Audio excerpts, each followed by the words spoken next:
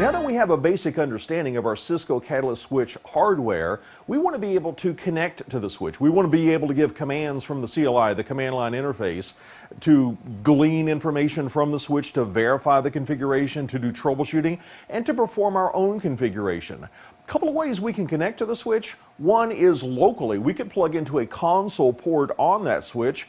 Alternately, we could connect over the network. And different protocols will allow us to connect over the network. We might want to use Telnet, we might want to use Secure Shell, and in this lesson we want to see how to set up Telnet and Secure Shell and connect remotely to our switch. Before we can do that though, that switch has to have an IP address. Much like a host on a network, if we want to connect into that host has to have an IP address. So we're going to see how to configure a management IP address for the switch, and just like your PC needs a default gateway to get off of its local subnet, that switch, it also has to have a default gateway, and we'll see how to configure that as well in this lesson.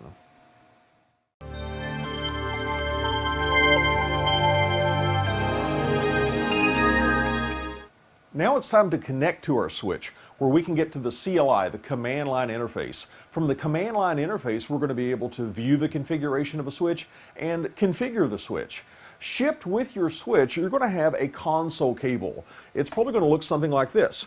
It has an 8-pin adapter, sort of an RJ45 connector on one side, and a 9-pin serial connector on the other side. And years ago, it was fairly common for PCs and laptops to have a serial connector like this, a 9-pin serial connector, because it was commonly used to connect to a modem. Well, we don't use modems that much these days, so we've got a little bit of a challenge sometimes. You've got this adapter, but you look at your laptop and there is no serial port. Where do you plug it in? If you're in a case like that, you might need to get a serial to a USB adapter. That's what this is.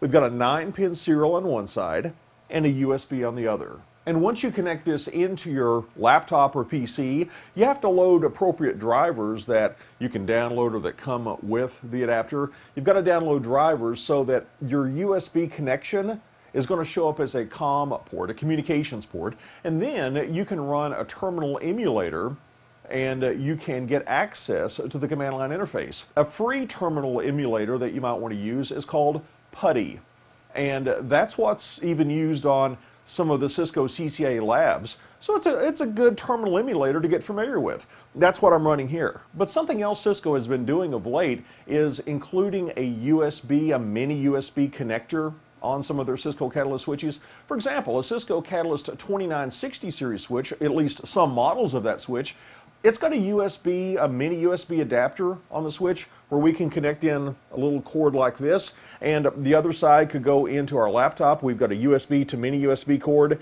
and we have to load appropriate drivers on our PC, on our laptop, but it makes that connection look like a COM port where, again, we can use something like PuTTY to get at the command line interface without having to have a serial to USB adapter. And keep in mind, this discussion about connecting to a console port on the switch, that's if we're physically adjacent to the switch. Many times we're not physically adjacent. We want to do administration remotely. We can do that. We can connect to the switch via, for example, Telnet or Secure Shell. We can connect over the network. However, in order to connect over the network, this switch, it has to have an IP address, an address to which we can connect. So in our next video, we want to take a look at how we can configure an IP address, a management IP address on the switch.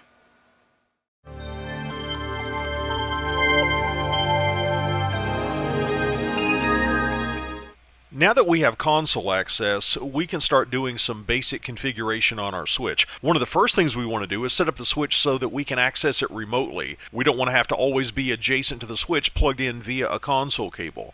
To do that, we need to set up an IP address, a management IP address that we can use to connect with the switch. We can connect via Telnet, we can connect via Secure Shell, but for now, let's just see how we set up that management IP address.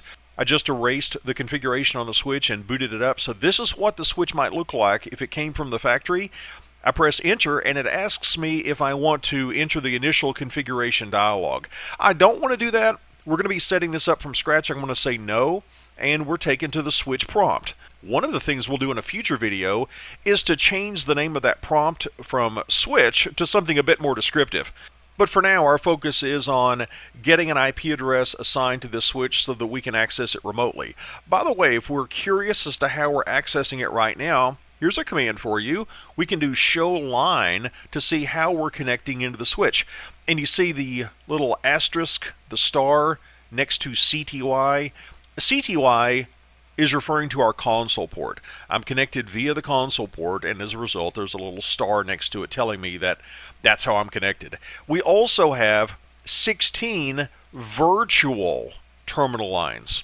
That's what VTY represents. It's a virtual terminal. And when we connect via Telnet or Secure Shell, we're going to be using one of those 16 virtual terminal lines. For now, though, let's set up this IP address. Notice the greater than sign prompt we have right now after switch. That tells us that we're in user mode. From user mode, we can give a variety of show commands. Not every show command, but we can give some show commands. We're not able to do any configuration, though. To do any configuration, we need to go into a privileged mode. The way we go into privileged mode is to give the keyword of enable, and we can press enter. By the way, if you want to back out to user mode, we can say disable. And while we're here, let's talk about a couple of features of Cisco iOS that we're now in. I typed out the entire word enable earlier. I could have used a shortcut. I could have typed in EN, and if there were no other commands available at this user prompt in Cisco iOS that began with EN, if this were unique, then I could press the tab key. I just press tab, and it writes out the entire word for me, enable. That's called tab auto completion.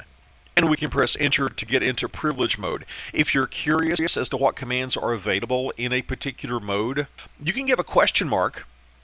The question mark will tell you what commands are available from this point in your configuration. I'm going to press the Q key to abort this. I'm now in privilege mode, which gives me permission to do configuration. To tell the switch I want to configure it, I need to give the command configure terminal. And as a shortcut, I can say conf T. I could type out configure space terminal, but even without using the tab auto completion, if I type in a string of letters that are unique at this point in the configuration, Cisco iOS knows what I mean. So instead of typing out configure terminal, I can just do a conf T and it knows what I mean. We've now entered global configuration mode. When we see config in parentheses, that means we're in global configuration mode. We need to go into a different configuration mode, however, to set up the management IP address. We need to go into an interface configuration mode. And on the switch, the default configuration gives us a VLAN, a virtual LAN. And coming up later in the module, we'll talk a lot more about VLANs. But right now, all of the ports on this switch, they belong to the same VLAN. They belong to the same broadcast domain. And I can assign an IP address associated with that VLAN. It's going to be the switch's management IP address. It's the management VLAN. Here's how we do it. I'm going to go into interface, and I could just type in INT because that is unique, or I could do a tab auto completion. I'll tap the tab key, interface, and I'll say VLAN 1. That's the default management VLAN that we have on the switch. And I need to give it an IP address. I'll say IP address, and the IP address I want to assign to the switch as the management IP address is 192.168.1.11. But that's not enough information. Just like when you're setting up your PC, besides having an IP address, you also have to have a subnet mask. And in a future module, we'll talk a lot about subnet masks and exactly what they mean and how to interpret them. For now, let's just say that we've been told that our subnet mask is 255.255.255.0. And on a Cisco Catalyst switch, by default, this VLAN 1 interface is administratively turned on. Just as a precaution, though, if you're setting up an IP address on an interface, it's usually a good practice if you want that interface to be active, just to make sure it's not administratively shut down for some reason. It's a good idea to do a no shutdown command. We can say no shutdown, or just no shut would do it as well. We were already up, but just for confirmation, I like to do a no shutdown. We've now assigned a management IP address to this switch. And in a future video, we're going to be telnetting to that IP address, and we're going to be doing a secure shell connection to that IP address.